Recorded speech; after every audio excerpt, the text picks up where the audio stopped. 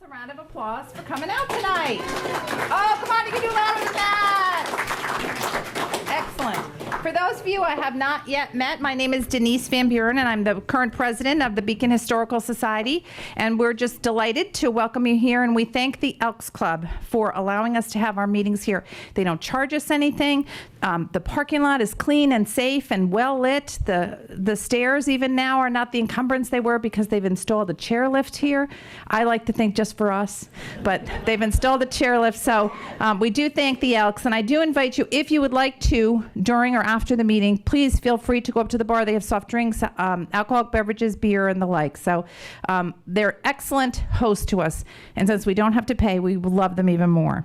So, right, a round of applause for the Elks Club. Let's begin our meeting officially, if you would. Would you please rise and join with me in reciting the Pledge of Allegiance?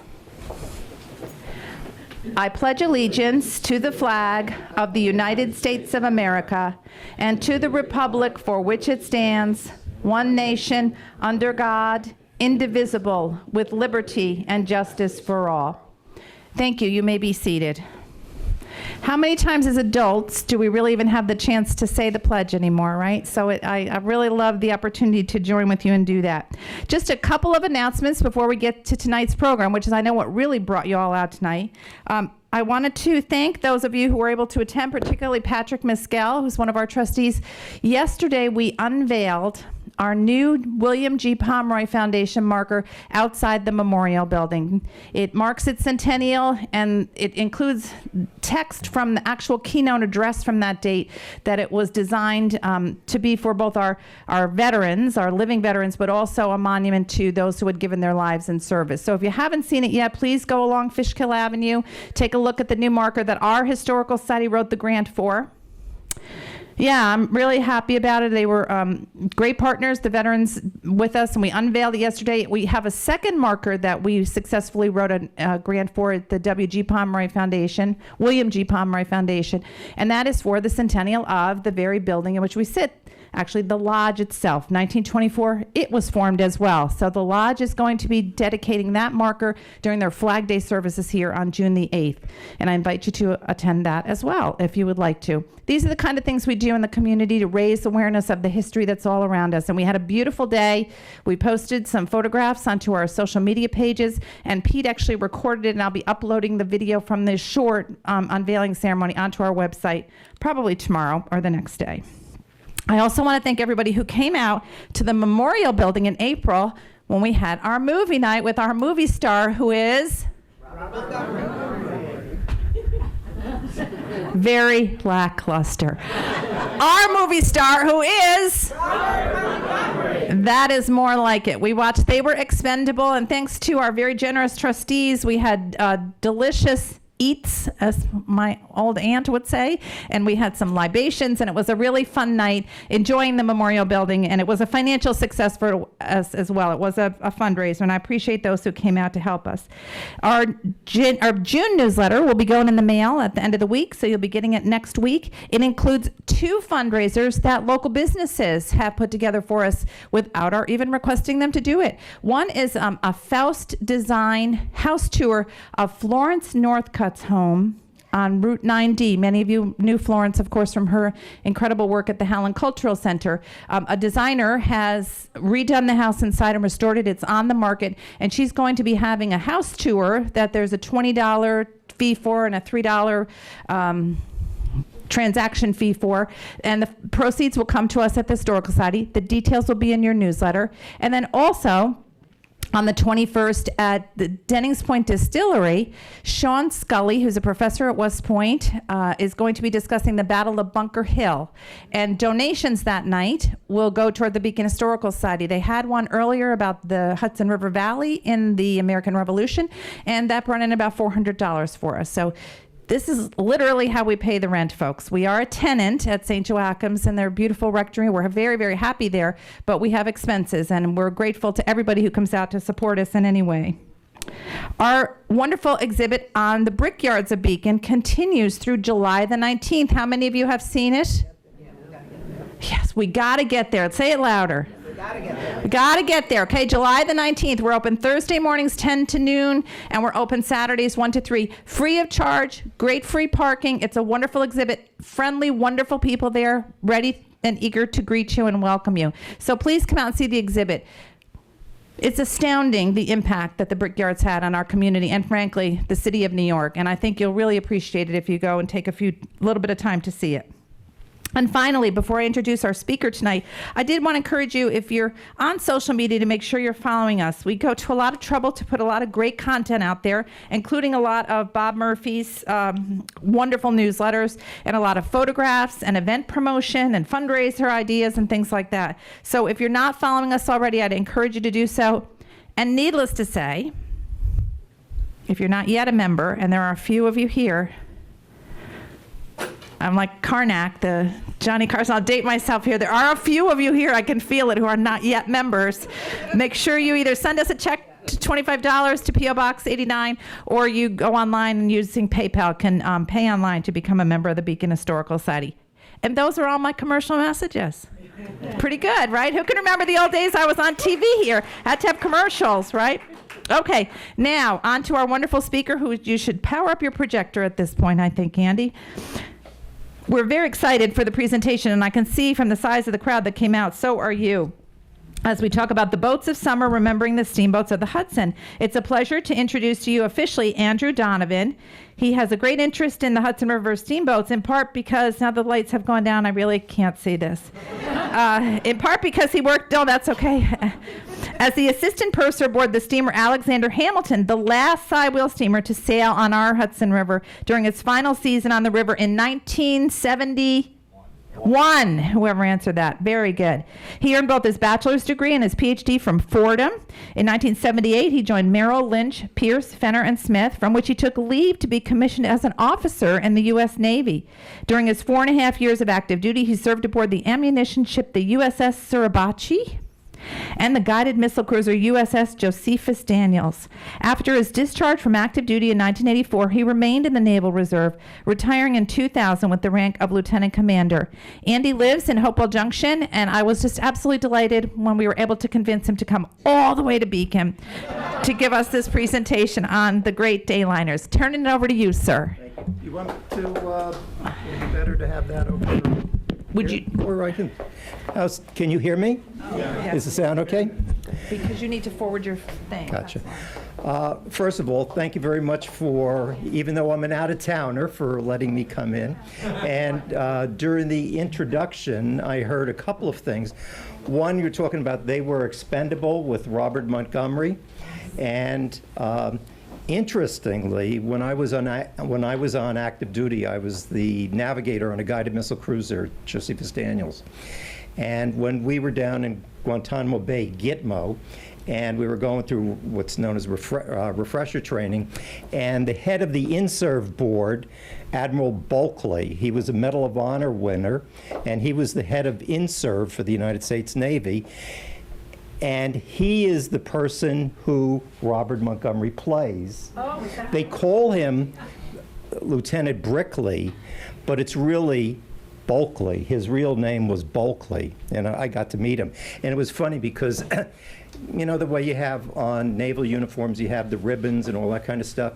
He only had one. He just had the Medal of Honor, and that was it, and that said enough.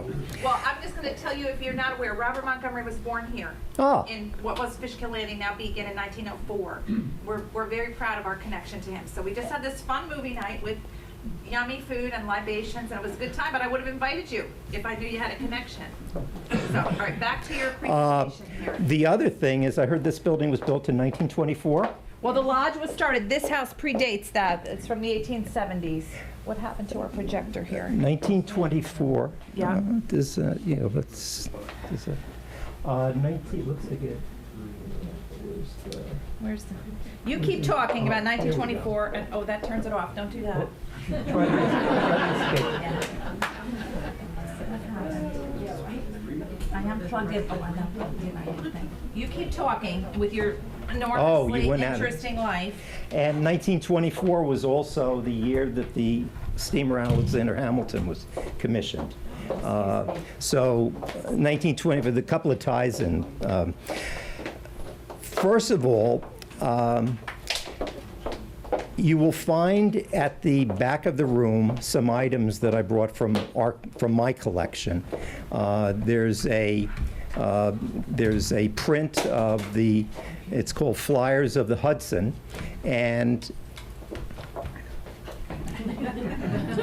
I tell you, Round of applause for my long-suffering this husband. is- Again. well, the interesting thing is, this is replacing my computer, which is over there, which I had problems with. Sorry, and I should have known. I said to you I'm going to plug it in, didn't I? And we didn't plug it in. It's my own fault. Now it seems to have shut down completely. Well, let's try that. Yeah, now we can try this. There Okay. you go. Just might take me a minute. I'm sorry. No, that's no problem. Going back, I guess it was 50 years ago in 1971, which September the 5th, 1971, was the final voyage of the steamer Alexander Hamilton. And Hamilton was the last sidewheel steamer on the Hudson River. Was there anybody on board her except in here? Oh, she got a rousing welcome all the way up the river. We went up as far as Poughkeepsie and turned around under the, what's now the walkway over the Hudson, used to be the railroad bridge. And There we go.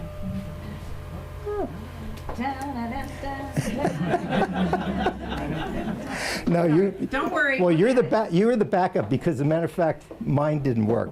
But back in 1971 was the final voyage of the steamer Alexander Hamilton, and I had the opportunity to work on her. I guess I have to thank nepotism, because my brother was the chief purser. And so he hired me as an assistant purser on board the Hamilton. But we rowed the dayline boats, well, myself, also my brother and everything, going back into the 40s. The Robert Fulton, does anybody remember the steamer Robert Fulton in here? The Robert Fulton had the 3 stacks on it, or the Hendrick Hudson. She went out of service in 1948. How are we doing over there? Sorry, the laptop has to warm up again. There we go. I'm so sorry. No. So back in 1971 was the final voyage. In 1968, my brother had just gotten out of the Army, and he went over he was for the South Street Seaport Museum in New York. He went aboard the Dayline, and he met a man named Colin Plotsky, or Colin Key, which is a friend of yours. And my brother asked, is it possible to get a job on the Dayline? And lo and behold, he got a job as assistant purser that year, 1968. And then 3 years later, he had become the chief purser, and then I became an assistant purser. You'll be the first to know when it comes on, I'll tell you. The second. Yes. A purser is, that was a question before when I was talking about Colin. A purser is basically the person who on board is, the master or the captain. The master is the person who's responsible for the safe navigation of a ship. And you have a pilot who works with the captain, and the pilot knows the waters. He can tell you exactly, and he has to be able to draw a chart from memory. And the captain is for safe navigation. You have the chief engineer, who's responsible for all the engineering plant of the ship or the boat. And then you have the purser, and the purser is the person, he's really the interface between the line or the boat company and the passengers. So there's the purser's office where they sell the tickets, where they, if there was a problem with a passenger, they would go to the purser's office. That's the person who's collecting the tickets. So that's really the person who, how are we doing? soon as I have some progress, I'll let Okay. you know. I have to apologize Well, because... I'm sorry. because- I apologize. No, I have to apologize because I brought my computer and then I had a problem. But that's what a purser is. Purser is a person who, it's like a train engineer, a train conductor, the chief conductor, and then you have assistant conductors on board, and that's what a purser is. How many, I get, you probably a goodly number of you have ridden the day line. How many, can I show of hands how many people rode the day line?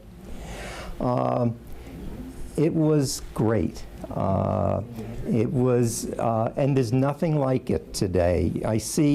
I'll go on these small boats on the river, whether it be the Rip Van Winkle or the Rip Van Winkle 2, or one of those boats. But there's nothing comparable to one of the old steamers. The Alexander Hamilton was 350 feet long with an 80-foot beam, so it was 80 feet wide, and it carried 3,500 passengers. It was licensed for 3,500 passengers. And just in the late 60s into the 70s, she was getting passenger counts like that of 3,500 passengers. One day, July the 4th, 1967, my mother, my brother, and I were going to go on the day line, just take the for the 4th of July, and it was sold out. There was not a seat to be had. And so she left at 10 o'clock in the morning from Pier 42. We're getting there. Oh, good.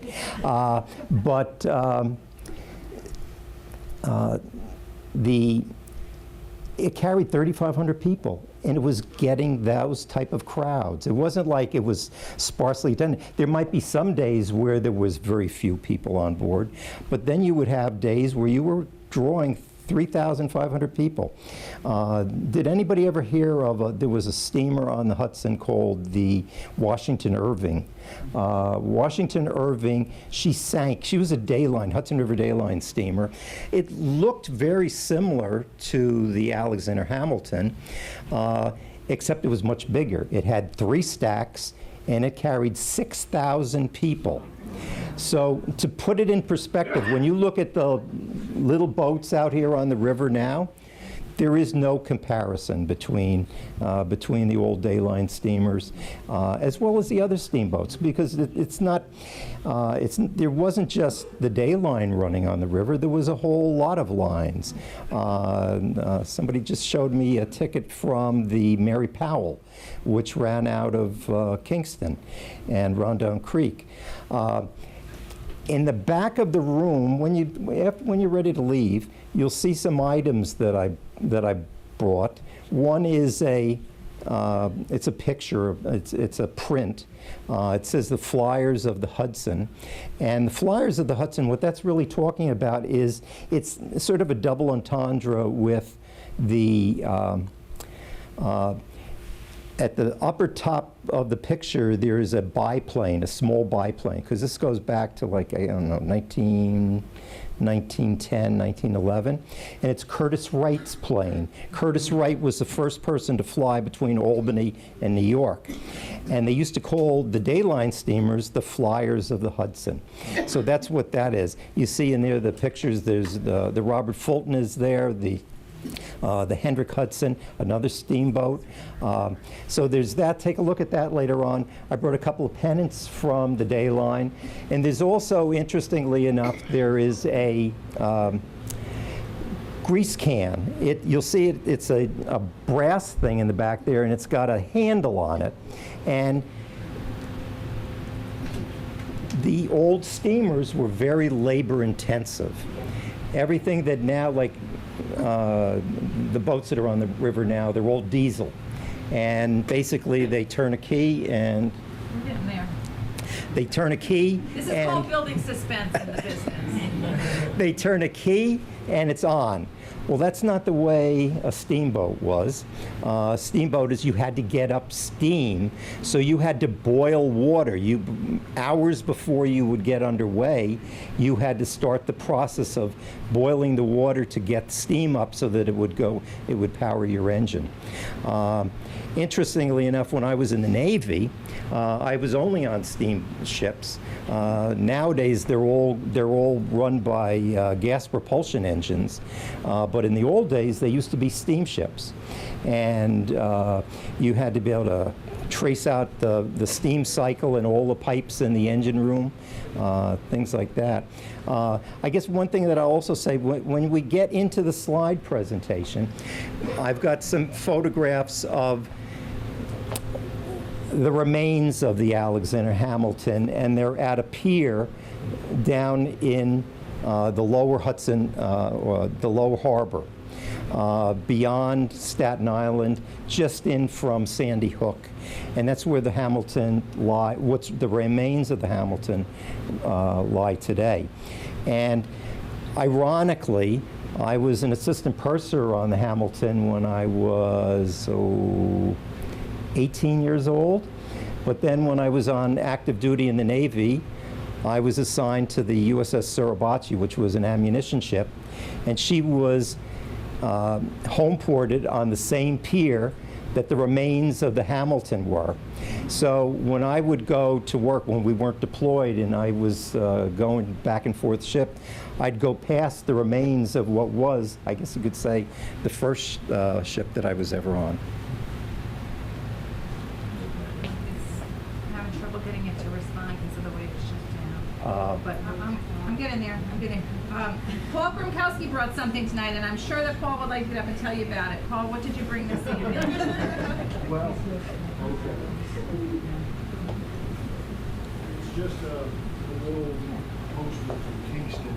Can you bring it up front?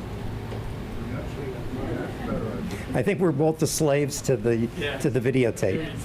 Why don't you take that? I'm sorry. This is a poster. It says Hudson River Dayline, and it's from Kingston Point, New York, down to New York, and it says season May 25th to September 14th, 1947. I just found this actually walking around the Beacon Flea Market, and I picked it up, and because I liked it. And I don't know, was this at Roundout Creek? Which one is that? Where was the day line in Kingston? Was it? It was in Kingston. Yeah, it would have gone into Roundout Creek, right Creek. On the river, right by the lighthouse, as a matter of fact. Because what they used to do is they'd basically fly down the river, and so they never pulled into a pier. They would be the pier would be jutting out into the river, and they'd be alongside. But it was at Roundout Creek. I was never on it because I guess the river was too shallow for Beacon, right? To park it over on this side. It was in Poughkeepsie. I saw it in Poughkeepsie. Well, it would have been the stops for the day line, and that's really the biggest line, and I think most people would remember. Many, many years ago, it left DeBrosa Street in Manhattan. Then it went to 42nd Street. And then it would go up to 129th Street in Upper Manhattan. That's where I used to get it. As a kid, I used to board the boat at 129th Street. Then it was Yonkers. Then it would have been Indian Point, Bear Mountain, Newburgh. Excuse me. Okay, where's the vodka? Well, watch out for you. Don't. Geez, now I just unplugged it again. Well, I'm sure you'll go through where they Okay. were. I just wondered where this was in Kingston. I guess it's right. At Roundout Creek. At Roundout Creek. The guy had 2 PT boats up there. Did he really? There was 2 Elcos up there. Ooh. I mean, recently. You see behind me some footage. And this was shot by my brother. My brother's really, again, my brother was the chief purser. You got an assistant purser here, but my brother got a helicopter and went out on the to take pictures of them. Oh, that's right. So what that is the what happened? No, it froze.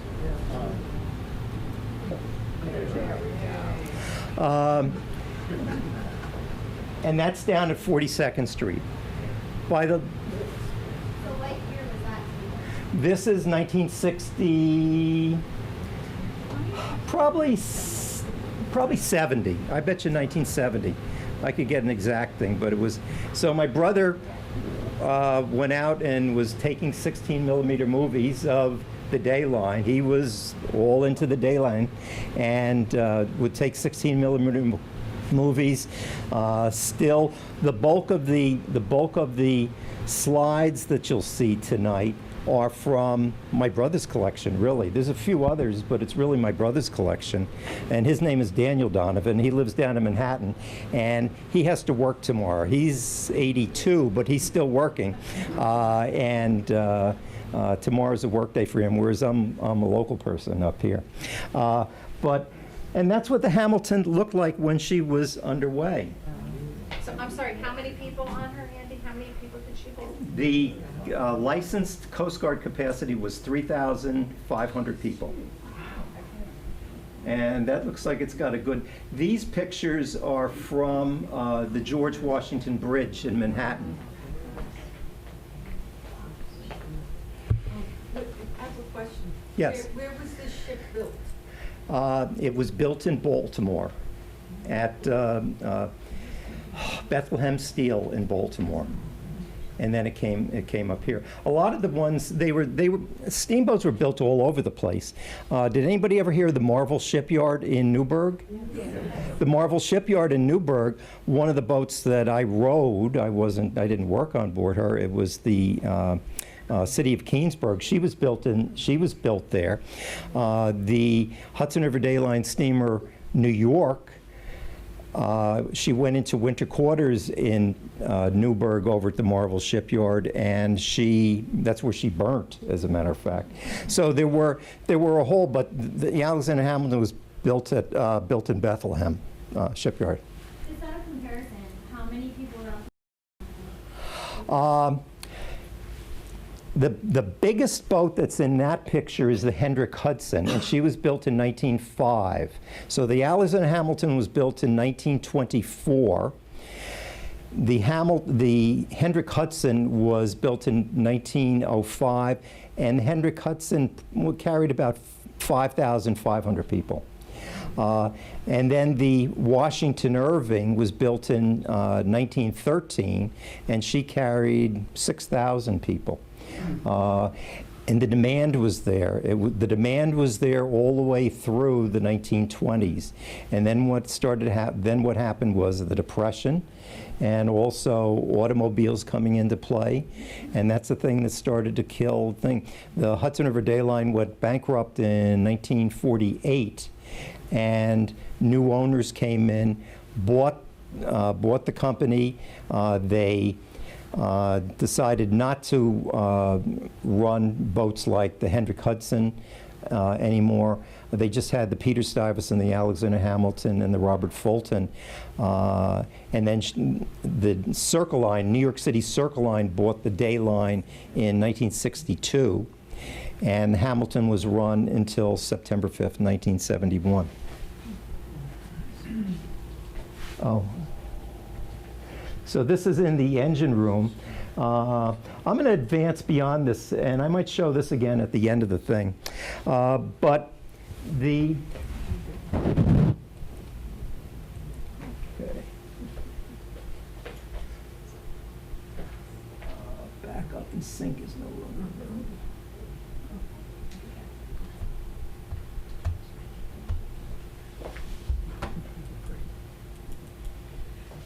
You trying to go to a slide? Yes.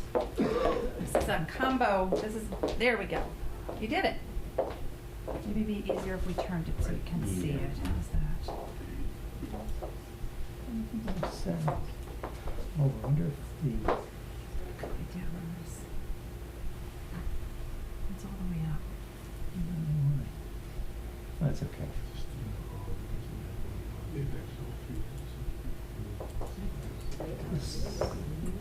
And maybe we can hold our questions until the end. He might be answering them during the course of his presentation. This is a print, and it's by an artist.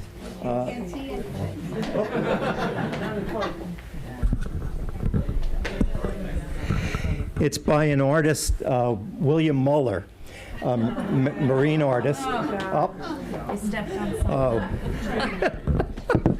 Don't anybody move once we get this up and working. Don't breathe, don't. It's funny. Okay. But that print was by an artist, William Muller. And William Muller also served as a pilot, a very noted marine artist. And he also served as a pilot on board the Alexander Hamilton about 1956. Oh my God. Okay, I wasn't kidding before about the vodka, but not so much now.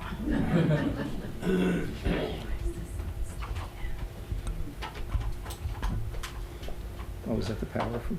Yeah, that's not it. I'm not sure. Something that. Is that your screensaver? Is that what that is? That's my, not my screen, my, my. Well, I'm going to go without the slides. Yeah, go with other side. How many people know when you talk about a steamboat, what a steamboat is? A steamboat is a boat that's, the propulsion is by steam. And really on the Hudson River, if you go back to 200 years ago, it was all sailing boats, like the Hudson River sloop. But in 1807, Robert Fulton, he didn't invent the steamboat. I guess he did in a sense, but really what he did was he applied steam propulsion to a boat. And that boat was the North River Steamboat. And it was also known as the Claremont. And the Claremont, where that name comes from is from Chancellor Livingston's mansion up on the Hudson River, a bit further north. But the Claremont was the first steamboat. After that, there were many, many steamboats, steamboat lines. People, it was just like the railroads in the old days. But with regard to the steamboats, you had, in about 1860s, the Van Storfords, and that was a family name, and they started what was to become known as the Hudson River Day Line. And their first boat was the Chauncey M. Depew. I'm sorry, the Chauncey Vibbard. And the Chauncey Vibbard, after a few years of running the Chauncey Vibbard, they built a second boat, the Albany. They ran the two boats between New York and Albany. That was the line. After several years, they sold off the Vibbard, and they built another boat called the New York. So they had two boats, the Albany and the New York, and really the service for the Hudson River Day Line was between New York and Albany. Going a few years later, so you had the Albany and the New York. The times were really prosperous for river transportation. During the, and it always during favorable times of the year. Like in the wintertime, you really didn't have boats running on the river because of the icing. So you had really from April until, say, October, November. I remember as a kid, did everybody ride on the Day Line like in October? Years ago, I remember being on the boat, one of the boats in October, going from New York to West Point, and we were going just to Bear Mountain, but the boat was really going up to West Point to carry people up to the football games up at West Point. We're good now, and I'm going to just forward. When you want to forward a slide, you just give me a nod, and I'll forward it. Okay. So we talked about Robert Fulton, and This is the Claremont, and the Claremont again was named after Chancellor Livingston's estate on the Hudson River. That should change. That's another picture, painting of the Claremont. Go ahead. In 1909, there was a big event along the entire Hudson River corridor, and it was the Hudson Fulton celebration. Anybody ever hear of the Hudson Fulton celebration? It marked the 300th anniversary of Henry Hudson's coming to the river, and also the 100th anniversary of Robert Fulton. And this boat was a replica of the original North River Steamboat, or Claremont, and it was owned eventually by the Hudson River Day Line. They had it for a number of years, and then what happened, I think they just let it go through time, probably through time when they didn't have the funds. This is the flyers on the Hudson. I told you a little bit about this. You can see the actual thing back there with the description of the flyers of the Hudson. And this is the Albany. This was a steamer that ran on the Hudson River until about 1931, 1932. The Depression really was a killer for steam navigation on the Hudson River, and because of the demographics going to cars and things like that. But the Albany eventually went down to Washington, D.C., and was renamed the Potomac, and it sailed out of Washington, D.C. as the Potomac. And in the late 40s, her whole superstructure was removed, and what happened was that she basically just was used as a barge, and that was the end.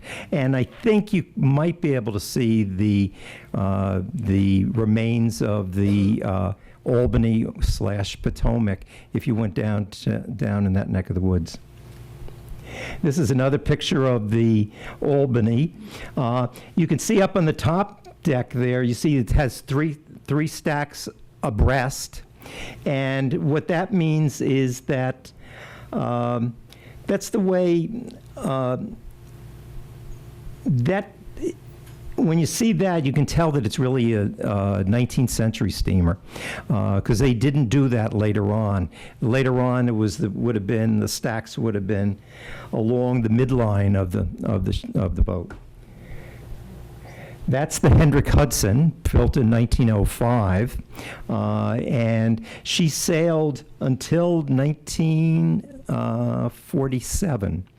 And then the Dayline was sold to new ownership out of New York, and the new ownership decided to just hold on to the Alexander Hamilton, the Robert Fulton, and the Peter Stuyvesant. And this boat, from what I understand, was magnificent. Some of my brothers, and my brother is 82, but some of his older friends would remember riding on the Hendrick Hudson. If you could advance. This is the Robert Fulton, and this boat, interestingly enough, in 1908, October 1908, the boat, the New York, which looked very similar to this, was laid up, and the New York, and it was over here in Newburgh, the New York, what happened to it was there was a fire was started, and the entire thing burnt up, the entire superstructure. The Hudson River Day Line needed capacity for 1909, the Hudson Fulton celebration, which was going to bring a lot of people down to the river. And so they very rapidly built the Robert Fulton. And what they did was they took the engines and the entire propulsion plant out of the now lost New York, and they moved that over, and that was moved over to the new Robert Fulton. And many people remember it because it ran up until 1955, and in 1955 it was sold, and it went down as a dormitory in the Bahamas. So that's whatever happened. If you rode the Robert Fulton, that's where she went. They took her down to Florida. removed the engineering plant out of it, and then what they did was they towed it over to the Bahamas. Why don't we advance? This is another Robert Fulton photograph, and I like this one. You can tell what's behind it is what's now known as the walkway over the Hudson, but a little bit different. There's an actual steam train up on the walkway over the Hudson, and the bridge was it was the bridge which connected New England and over into the further points further west. And it ran until, I don't know, somebody here might have it better, like the early 1970s when there was the fire. 74 when there was the fire. So I remember seeing trains as a kid on up there. Well, we advance. In 1913, the Washington Irving, which I don't have a photograph of it here, but the Washington Irving was built, had its maiden run, and it was 6,000 passengers. So think of all the capacity. They had the Hendrick Hudson with about 5,500 people, 6,000 people on the Washington Irving. They also had other steamers, and these were all running simultaneously. It wasn't like one after another. They were going different points along the river, and they were also doing charters. Why don't we go? This is the Alexander Hamilton. The Hamilton was built in 1924 down in Bethlehem, outside of Baltimore, Sparrows Point, and she ran until September the 5th, 1971, and that was really a sad day for people that were on board the Hamilton, because you could tell that it was a real change that was occurring, in that up until then, you had boats like this for 150 years before that running on the river, steam propulsion and side wheels, and with the Hamilton, that all went by the wayside. Why don't you advance? This is another slide. Again, most of the slides are my brother's. The Hamilton down by the George Washington Bridge with the little red lighthouse. If you could advance. Here's I believe it's the Hamilton. I'm not 100% sure. It might be the Robert Fulton, but it's pulling into the dock in Poughkeepsie. Why don't we advance? There's the Hamilton again heading downriver. This is another painting by William Muller, and if you look there's two on one of the tables back there. There's two books, and that's really, I think, was the genesis of this entire presentation. Two books were just published. They just came out in April, and they go beyond the Hudson River Day Line. They go to all the day and night boats on the river, and there are many pictures in those books which are painted by William Muller, and he painted this picture. Go ahead. During the years, there was, from Robert Fulton all the way through, say, the Hamilton, or even beyond that, there were always technological advances. The Hamilton had what's known as feathering paddle wheels. And what a feathering paddle wheel is, you see the bar that's in the middle there, it's attached to the round thing on the paddle. The feathering paddle wheel, it's designed so that when the paddle, it would turn around, but it wouldn't just slap the water. It was an eccentric so that it would cut into the water to push it. So there were technological changes during the time. You can advance. This is the Hamilton heading downriver. I think that's Bannerman's Island. This is another of Bill Muller's paintings. This is inside the pilot house of the steamer Alexander Hamilton. Why don't you advance? Again, the day line was the biggest line on the river in terms of day passengers, but there were many other boats. This boat is the Bay Bell. Did anybody ever ride the Bay Bell here? The Bay Bell was really, it was a former Wilson Line boat, and the Bay Bell came up to New York Harbor and really did excursions. That was really, she didn't do specific service on a regular schedule. Like the Alexander Hamilton, Monday through Sunday, you could go down at 10 o'clock at 42nd Street and ride the Alexander Hamilton. But this was more excursions. As a matter of fact, interestingly enough, when I was a kid, high school senior, I went to a high school in Manhattan, and that was we did as a senior trip on the Bay Bell out to Rye Playland out in Long Island Sound. This is another picture of the Bay Bell, and it's at one of the docks of Bear Mountain. Go ahead.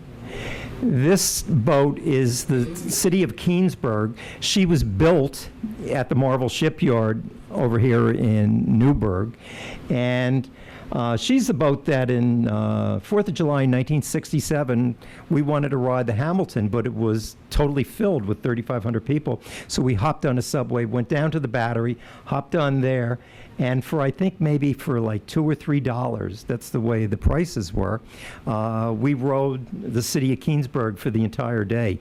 And she was sort of doing itinerant at that stage of the game. She wasn't doing regular service. Earlier in her career, she went from the Battery all the way down to Keansburg down in New Jersey, but then her pier burnt down. So she was sort of stuck and doing around the harbor, and she also came up to the Hudson River doing excursions up to Bear Mountain for charters. Let me go ahead. That's my brother at the wheel of the Hamilton. I can advance that. This is looking at the engine room of the Alexander Hamilton. Why don't you advance that? This is, the name of that man is Eric Engelhart. He was an oiler on the Alexander Hamilton. And I mentioned before that part of the reason for the Day Line or for the Circle Line then getting rid of the Hamilton, you say, well, why don't you just keep it running forever, was because of cost.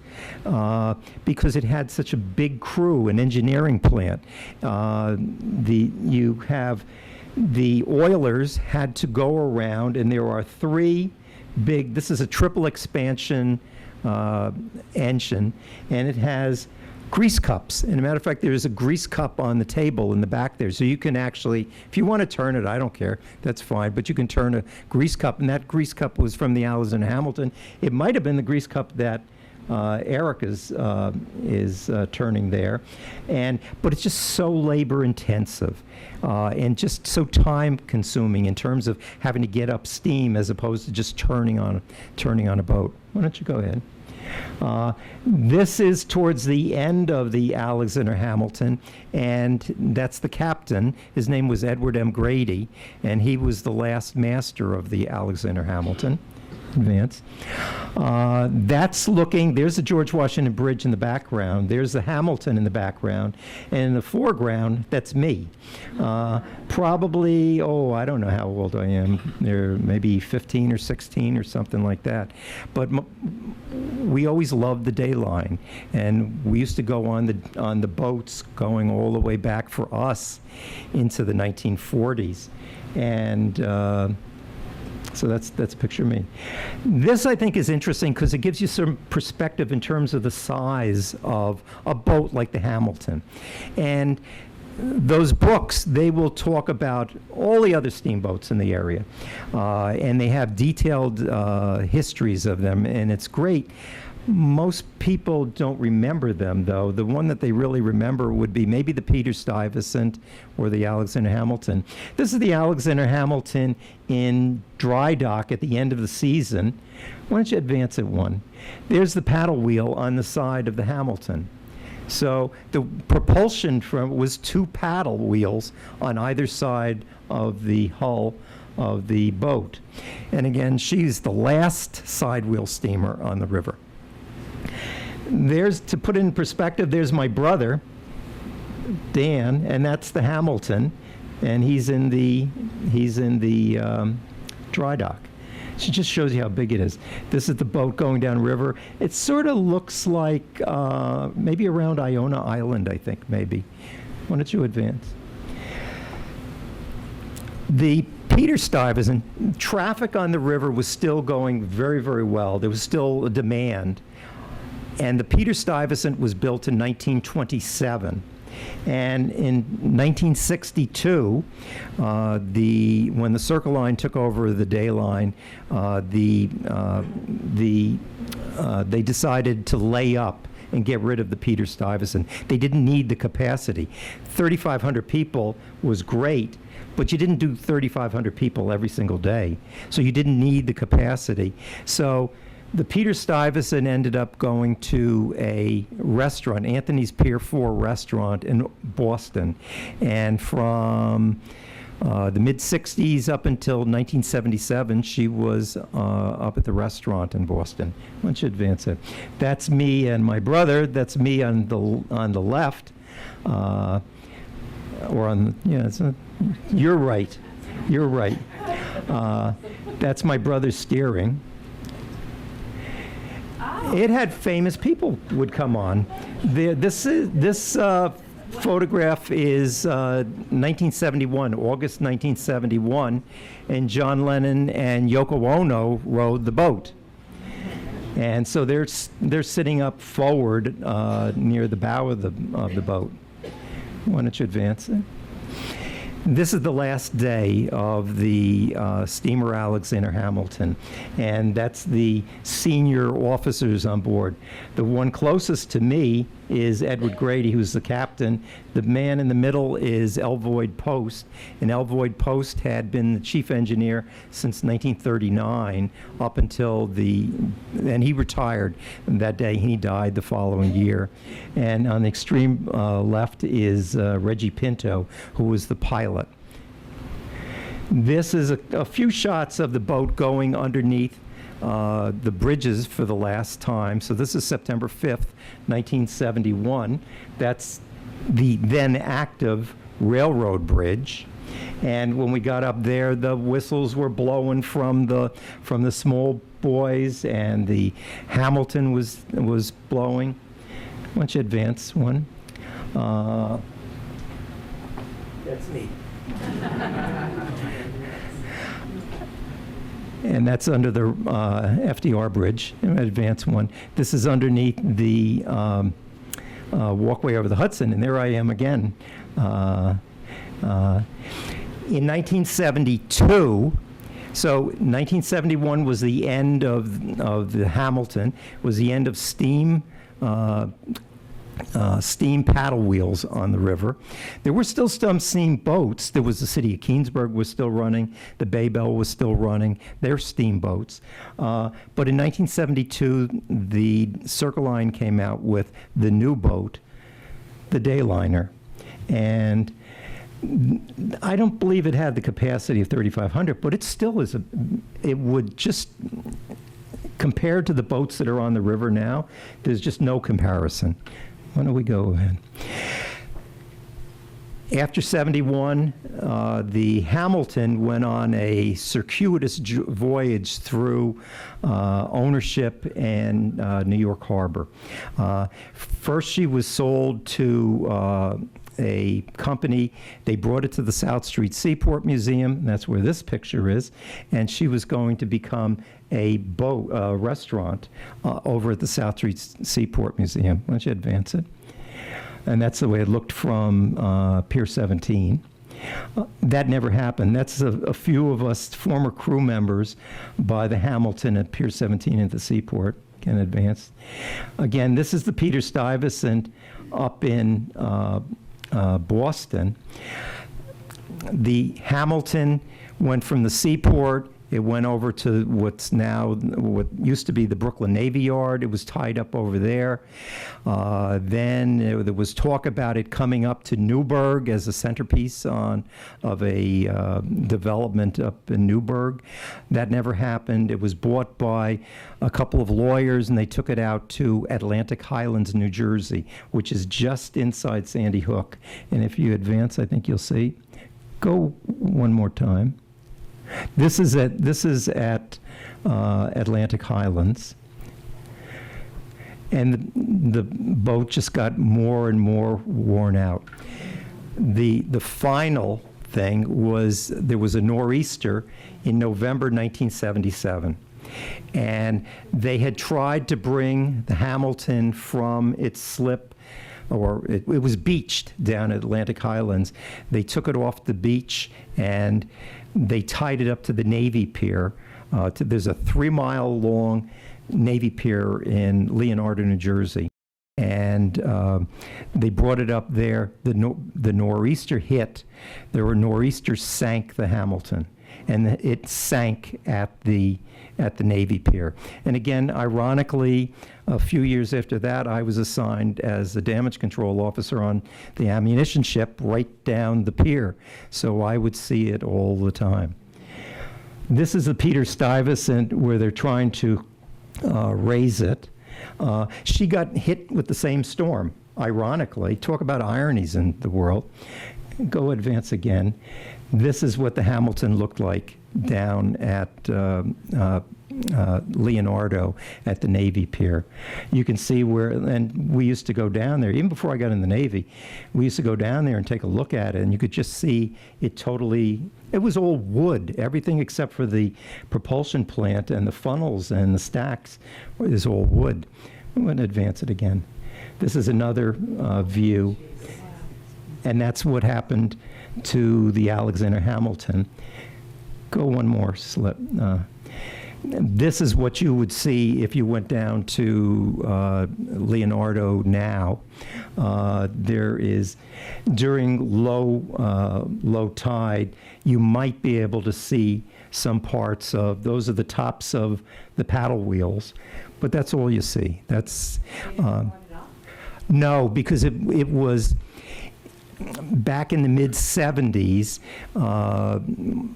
there was an effort, it had it was named a national landmark, and so it's at the Navy Pier, and because of its landmark status, they can't destroy it. So whoever let them, whatever naval person let them tie up to the Navy Pier, I'm sure they got a lot of problems because they got stuck with it. And the thing, you can see it sometimes, like you'll see some pictures if you Google the Alexander Hamilton and you see a aerial picture of it, you might see a shadow of the hull next to the pier.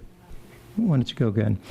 This is the city of Keansburg. Remember I told you about the city of Keansburg? I wrote it in 1967. That's what the city of Keansburg. It was at City Island, tied up. It only ran until about 1976, 77. It was tied up at City Island.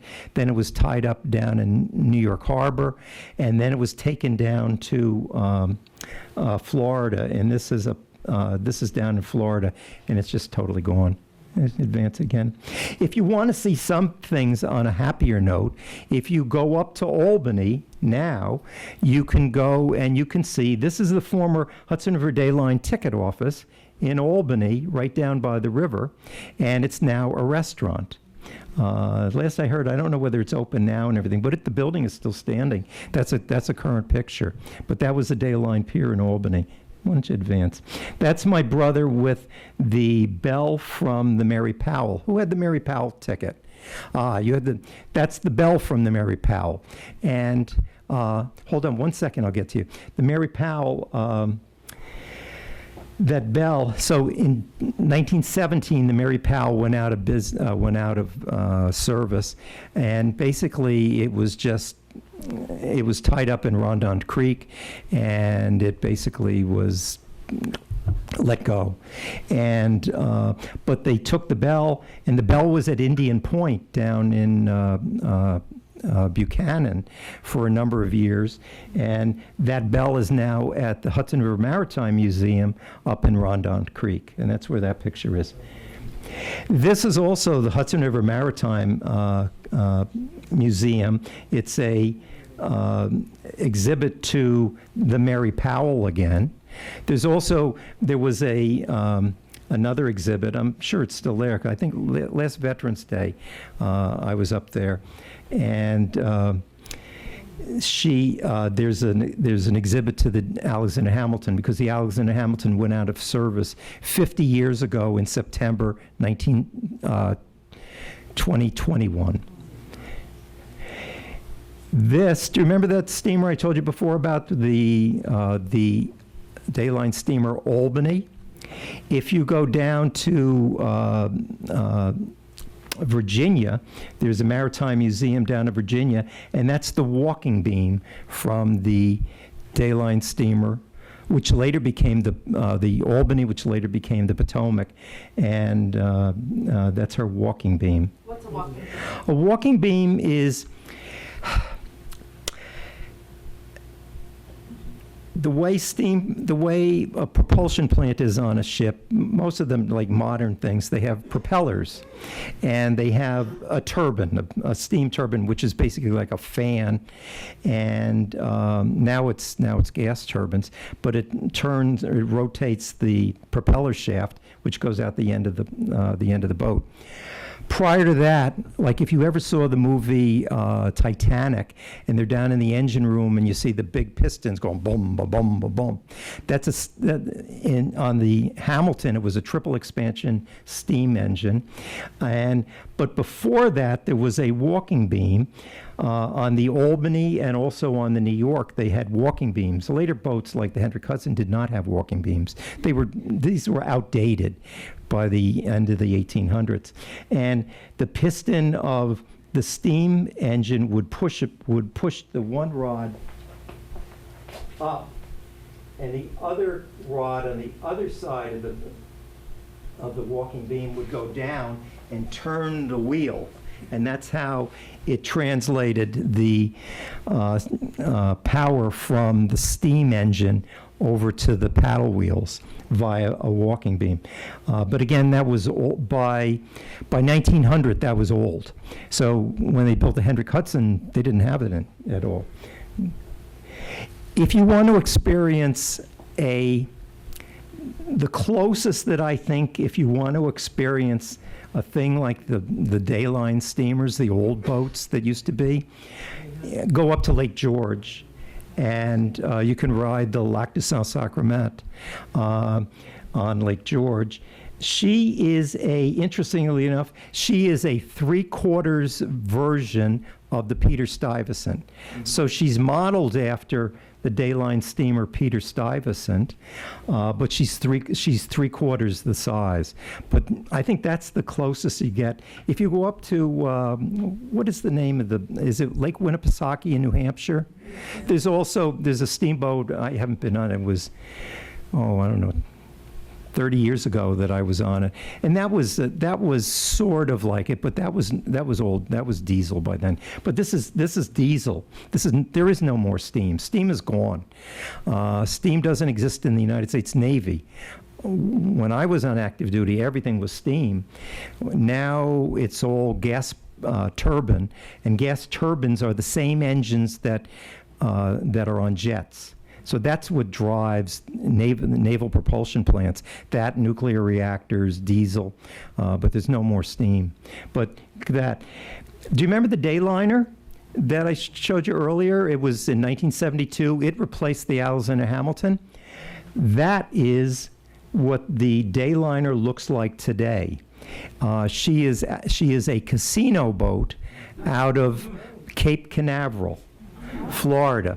And I took this, I was on a cruise and we went into Cape Canaveral, and I took the picture of the boat. It's called the Victory 2 is the name of the boat now. So it's still around, the Dayliner. The Dayliner is the only Dayline boat that's still around, but it's not, it doesn't look, if you look at it, it doesn't look anything like it. They built up the bridge wings and the pilot area.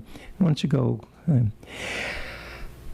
Part of the reason why I'm here is because of this book, and if you go again, so this is, I guess, I have nothing to do with this book, though with these two things, they're beautiful books, you can see them back there, but the author, Richard Elliott, And his wife, he passed away. His wife completed the books, and it's a it's really beautiful. It's big, heavy books. You can see them back there. And that's got it's not just the Hudson River Day Line, but it's all the boats. It's like there used to be a boat, the Bear Mountain, the Claremont, Nightline boats. So it goes into all of the history of the boats. Why don't you do one last one? I think this is the last one that I've got. This is, when I was a kid, I remember my brother got his job as a chief purser on the Hudson River Day Line.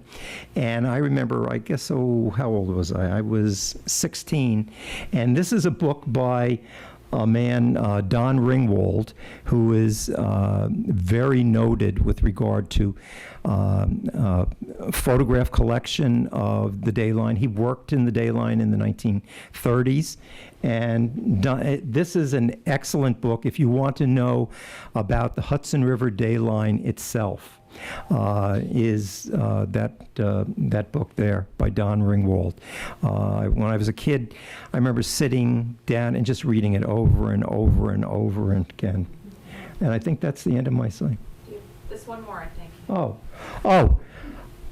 This is a commercial. I don't get paid for this, but I started and I am the administrator for a Facebook group, the Hudson River Day Line Facebook group. And the Day Line Facebook group, it was started in June of 2022. There are about 493, to be somewhat exact, people who have gone on. And you will find in there history and huge numbers of pictures of the Day Line. And it's interesting because I almost have, I guess I have I'm the administrator of it, 3 constituencies. There's the old timers, and I guess I would sort of be one of the old timers who remember the Alexander Hamilton and the Peter Stuyvesant, the Robert Fulton, and the Hendrick Hudson. And then you have the newer people who are just the Dayliner on from 1972 on, and had a large number of people who were in concessions and on the boat. It had a big crew. So I have to balance. I have to balance things, pictures from the Dayliner era as well as the 50s and 60s and 70s, and also much older pictures. I see that as my domain. But I invite you, if you go on Facebook, go to the Hudson River Day Line, and if you want, I require that a person be a person, because if you know Facebook, you'll find there's these umpteen trying to sell you T-shirts.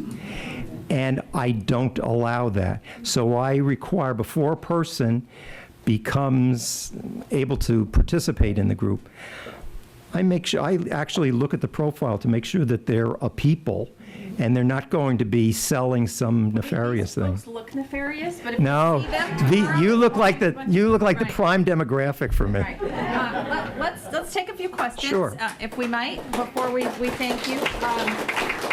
Let me also say that Beacon has a very unique relationship with the Dayliner, and I think I mentioned this to you on the phone, but for those of you who have just moved here, we, of course, had what was billed as the 8th wonder of the world, the Mount Beacon Incline Railway. At a 65% grade, it was, at the time, the steepest funicular in the world.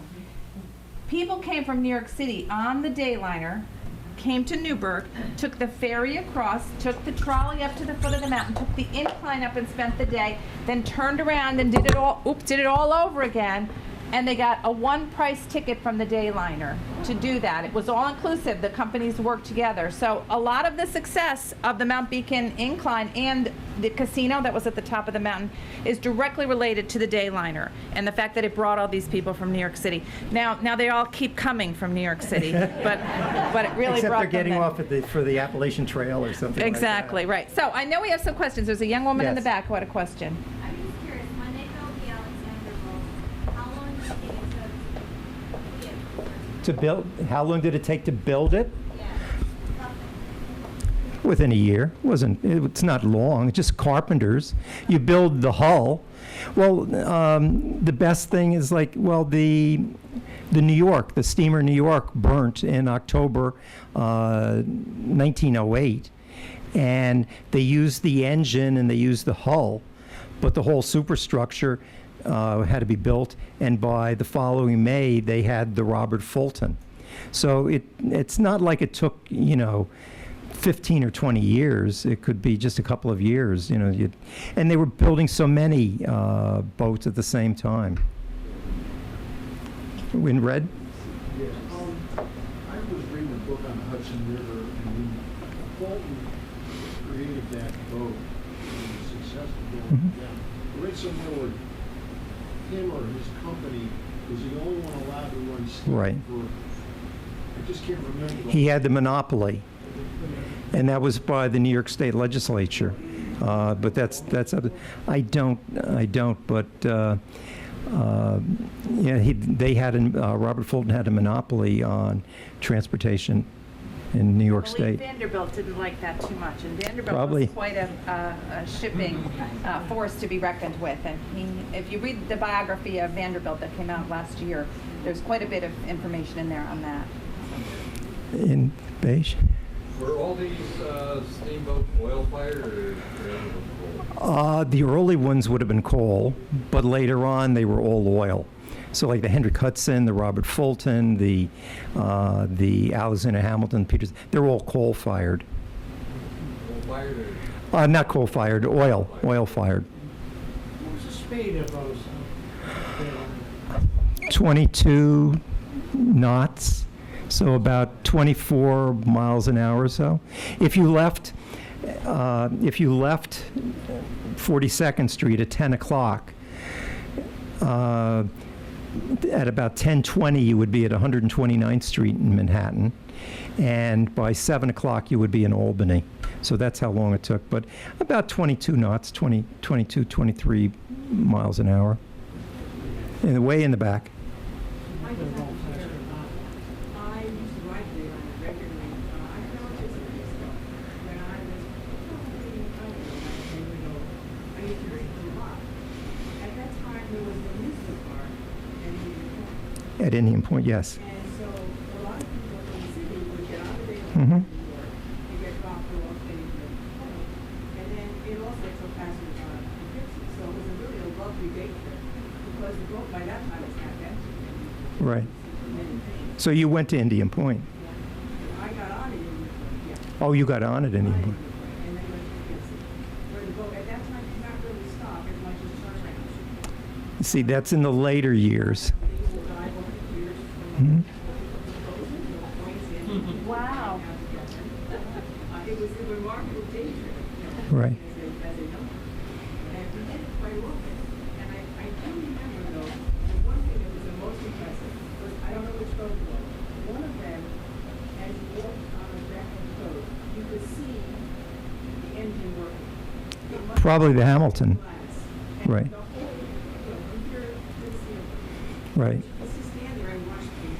Right. It was not even to a girl, but it was a very fascinating. That would have been the Hamilton, probably, from the era. And there wasn't glass. It was just, you had the rails, you had the half wall around it, and you could just look into the thing, and it was a triple expansion engine. The Indian Point, initially, the boats used to go to Bear Mountain. And then the Day Line said, why are we allowing all of these people to go to Bear Mountain and to get off and to spend their days and their money at Bear Mountain? So that's why they built Indian Point. So it would go from Manhattan, Yonkers, it would go past the old mothball fleet, and then it would go to Indian Point. And Indian Point, so they closed that in like 1956, and that's when it was sold to Con Edison and became Indian Point, the nuclear reactors. But that's the old Day Line Indian Point. And then it went on to Bear Mountain, West Point, and on to Poughkeepsie. Dayline actually owned the amusement park. Yes, Oh, yes, they owned Indian Point. didn't know that. Yeah. Two more questions. Oh, you mentioned that the ship made it to Albany at 7 o'clock, but then how was it a day trip? Because it was during the day. It wasn't overnight. Like you didn't have sleeping arrangements or sleeping quarters on the boats. So it was all daylight. It would have been the Hudson River by daylight. And so it would get up to Albany. There was also the night line, the different night lines until the 1930s, and they were just the opposite. They would leave in the evening and get to their either New York or Albany the following morning, so they had sleeping quarters on board. They had staterooms for the guests. But the day boats did not have anything like that. All they had was you would get a chair. There were parlors. There was a limited number of parlors on each of the boats, like on the Alexander Hamilton, and they were like private little areas that you could rent, and so you didn't have to be out with the hoi polloi. I was never in a. I guess I could have, but I just was never I never went into one of the parlors, so I never saw. But they were just small rooms, and they had their own private little balcony, and their own private little washroom, and you would pay an extra fee for the parlor. But the nightline boats were the ones, they were at night. The day boats were, all of the Hudson River Dayline steamers were all during the day. And the season again would have been from April, May up through October. After October, it starts getting too cold, and then you get the freezing of the river. Any more questions? One more from Karen. What? What was the cost? To do a round trip between New York and Poughkeepsie in the latter part of things, $5. I see now sometimes the World Yachter now they have a very limited number of cruises on the river, which sort of replicates that, except they're charging like $150 for the day, and I guess that's modern, but in those days you could board it and it would be about $5. How about a great round of applause for Andy? We didn't let those technical problems stay right here, overcome us. So, we're going to send Andy home with some Beacon history for him to study up on, with a copy of our wonderful book that is 38 years of writing the Beacon Historical Society newsletter from our wonderful past president. So let's Thank get you. a photo here. Come on over here. I'm bossy, you know that already. All right, and how about the fact that he stuck with us through the technical problem? Good sport, good sport. Okay, thank you so much. All right, we do have 2 small door prizes tonight. Did anybody not get a door prize ticket? Okay.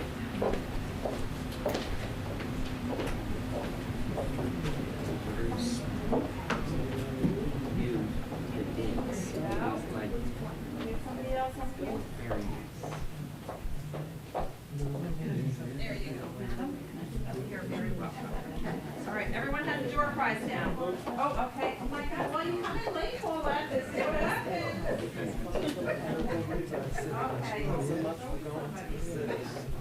No one else wants to do a sing and dance routine like I did earlier?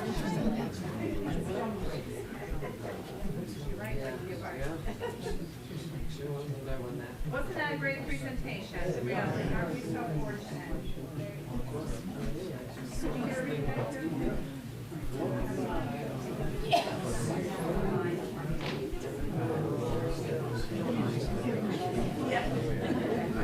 Okay.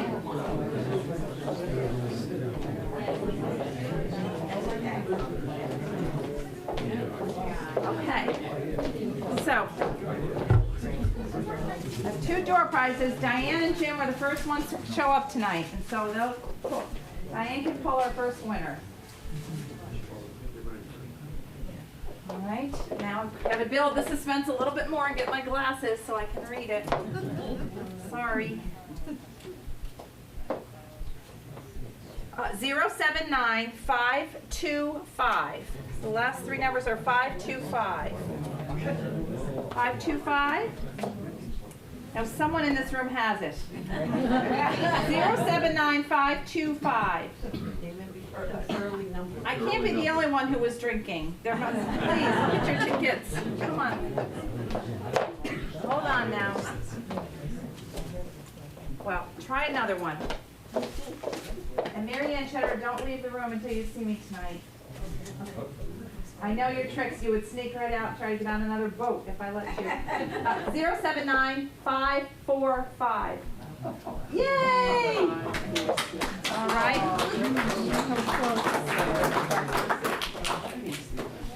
You have never won one of our wonderful books I have before. never won. Today is your lucky day. It is. All right, let me take the glasses off. I'm too vain to have them in the picture.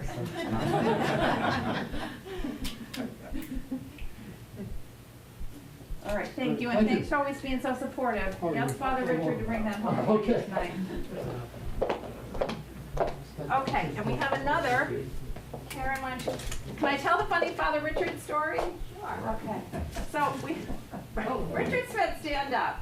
So Richard joins the Historical Society, and he never gets a newsletter. And so he mentions it to me a couple of meetings ago, not getting my newsletter. Oh, okay, I'll look into it.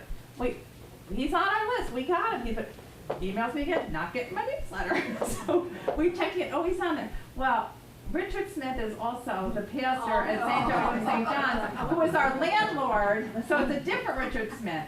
So if you'd like to call him Father Smith from now on, so we did finally straighten his membership out. So. Okay, drawing one more, right? For those of you who are still with me and still conscious, 079520. Oh, great. Okay, good. This is just a nice little print for you, not of a dayliner, but of our wonderful mountains. All right, here we go. See, so many reasons to come to this store. Can I have a little bag? No, you got it. Kind of girly. Okay, anything else that we need to discuss? Is there any further business? I do have a copy of Beacon's Memory Keeper and Storyteller, Robert J. Murphy. If anybody wants to buy one today, I have a copy with me. It's $40 cash or check. You can do PayPal. I've even got a little system for that. Anything else? Barbara in the back. No, they can do square. She can even do square. We can do it all, folks. So, all right. So watch for your newsletter, and if you haven't joined the historical site yet, tonight is the night to do it, right? And you can talk to Barbara right in the back. She can walk you through that. Barbara manages our database. She is the one that discovered the mystery of Father Richard Smith. It's quite a thing. Okay, thank you so much. I hope to see you coming up. Oh, let me just, one last commercial before you go. Our June program is going to knock your socks off. Diane Lapis, who is an expert on the topic, is going to be doing a presentation on Camp Nishkadaya. Okay, how many remember Camp Nishkadaya or know what it is? Okay, it was a camp for Jewish progressives and communist sympathizers. And it was located about 2 miles south of the city of Beacon down at Dutchess Junction. It had as many as 1,000 people a day who were there living in a hotel, taking part in all the activities. So that's coming up in June, and shortly thereafter we're going to be erecting an exhibit about it at our headquarters. So who on earth would want to miss that? No one! So I'm going to see all of you in June. Thank you. Okay.